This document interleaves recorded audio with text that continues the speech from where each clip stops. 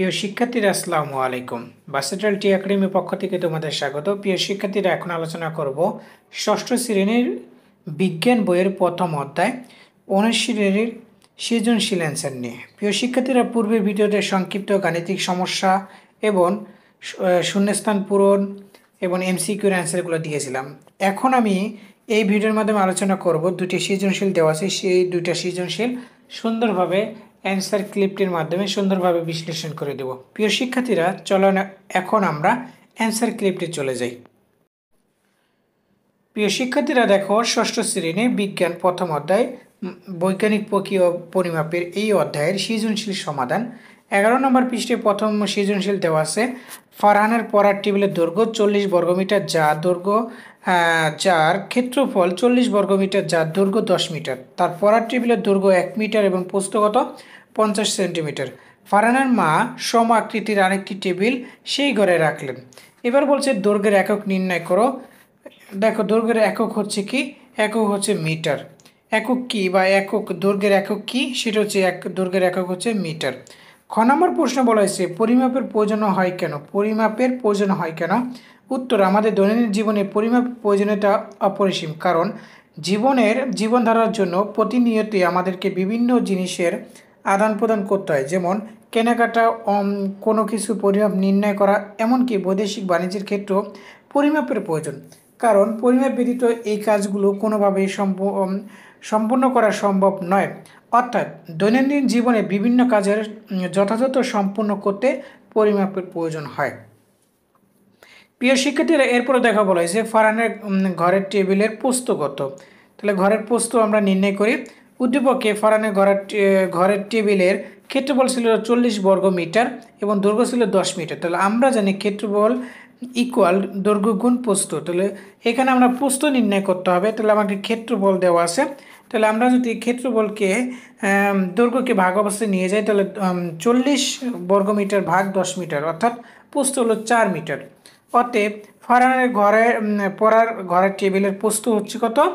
4 metre. এরপরে বলছে দেখো, দুটি টেবিল রাখার পরে ঘরে কতটুকু জায়গা ফাঁকা থাকবে?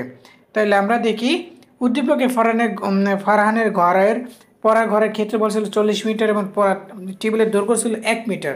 পড়ার টেবিলের প্রস্থ ছিল 50 সেন্টিমিটার। তাহলে আমরা লিখতে পারি 50 ভাগের 100 মিটার। তাহলে সুতরাং প্রিয় শিক্ষার্থীরা, 100 সেন্টিমিটার সমান সমান কত? 1 মিটার। তাহলে 0.5 মিটার। পড়ার টেবিলের ক্ষেত্রফল দৈর্ঘ্য গুণ প্রস্থ বর্গ একক। তাহলে 1 গুণ প্রস্থ, তাহলে 5 বর্গ মিটার। অতএব একটি টেবিলের ক্ষেত্রফল 0.5 বর্গ মিটার। দুটি টেবিলের ক্ষেত্রফল হবে 0.5 যোগ 0.5 বর্গ মিটার, অর্থাৎ 1 বর্গ মিটার। তাহলে ফাঁকা ঘরের জায়গা ক্ষেত্রফল হলো 40 মাইনাস 1 বর্গ মিটার, অর্থাৎ 39 বর্গ মিটার। অতএব টেবিল দুটি রাখার পরে ঘরের 39 বর্গ মিটার ফাঁকা থাকবে। প্রিয় শিক্ষার্থীরা, দেখো 2 নম্বর প্রশ্নে বলা হয়েছে হোসেন উদ্দিন সরকার একজন রপ্তানিকারক। এবছরে তিনি বিদেশ থেকে 5 মেট্রিক টন পাট রপ্তানি করেন। তিনি ব্যবসা বাণিজ্যের ক্ষেত্রে পূর্বে এফপিএস পদ্ধতি ব্যবহার করলে বর্তমানে এমকেএস পদ্ধতি ব্যবহার করেন। ক্যান্ডেলা কি? ক নম্বরে বলা হয়েছে ক্যান্ডেলা কি? ক্যান্ডেল হলো দীপন ক্ষমতা, অর্থাৎ আলোক উজ্জ্বলন পরিমাপের একক। খ নম্বরে বলেছে যৌগিক একক ব্যাখ্যা করো। তাহলে যৌগিক একক হলো যেসব একক একাধিক মৌলিক এককের সমন্বয়ে গঠিত তাদেরকে যৌগিক একক বলে। যেমন আয়তনের একক ঘনমিটার, যার 3টি মৌলিক দৈর্ঘ্য, প্রস্থ এবং উচ্চতা একক মিটারের এর গুণফল।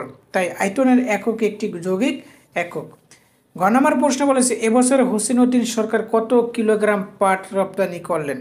তাহলে প্রিয় শিক্ষার্থীরা, উদ্দীপকতে হোসেন উদ্দিন সরকার এবছর পাট রপ্তানি করলে 5 মেট্রিক টন। আমরা জানি 1 মেট্রিক টন সমান কত?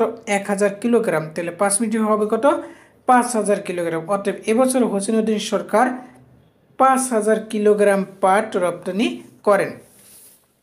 প্রিয় শিক্ষার্থীরা, ঘ নম্বর প্রশ্ন বলা হয়েছে উদ্দীপকে উল্লেখিত পদ্ধতি দুটির মধ্যে কোনটি সুবিধাজনক? তোমার মতামত বিশ্লেষণ করো। তাহলে উদ্দীপকে উল্লেখিত দুটি পদ্ধতির মধ্যে কোনটি সুবিধাজনক? তোমার মতবাদ বিশ্লেষণ করো।